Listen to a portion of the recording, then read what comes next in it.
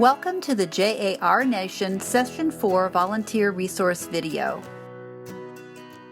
Before you arrive at school, prepare the game packets for today's activity. Your kit has materials for up to 8 groups of 4 students each. Each packet should include 1 game board, 1 die, 1 game card sheet, and 4 multicolored game pieces.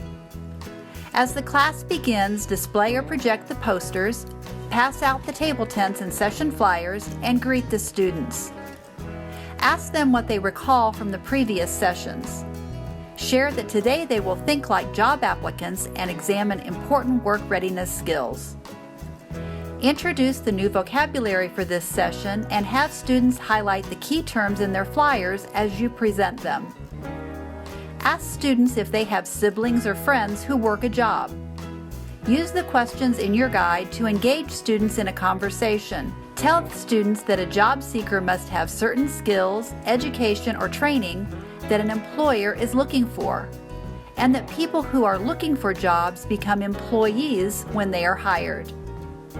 Let students know that job seekers usually present their skills to a potential employer in their resume, and have them take a look at the simple resume on page 1 of their flyers and continue introducing the new vocabulary terms. Ask a student volunteer to join you at the front of the classroom. Conduct a brief job interview with him or her using the interview questions listed in your guide. Now students are ready to play a board game that will introduce work readiness skills needed in most jobs. Divide the students into groups of 4, but then share the game directions before you pass out the game packets to each group. The goal of the Get and Keep the Job game is to collect as many work readiness skill points as possible. Have students place the game pieces on the start space.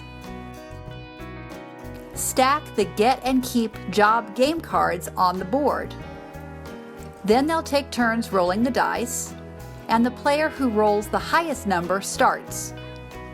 Students will move their game piece the number of spaces shown on the die, and then record the skills and points gained on page 2 of their flyer. They'll follow the directions if they land on a pick a card space. Now go ahead and pass the game packets out and allow students about 10 or 15 minutes to play. Check that students have gone around the board at least once. Then call time and have the students add up their points. The player in each group who collected the most skill points wins. Debrief the session using the review questions provided. Thank the students for their good work and let them know when you'll return for the final class. Collect the table tents and poster and leave them with your teacher so that you can use them during session 5. If you would like to bring in a treat to share with students during your last class, ask the teacher if there are any restrictions about what you can bring.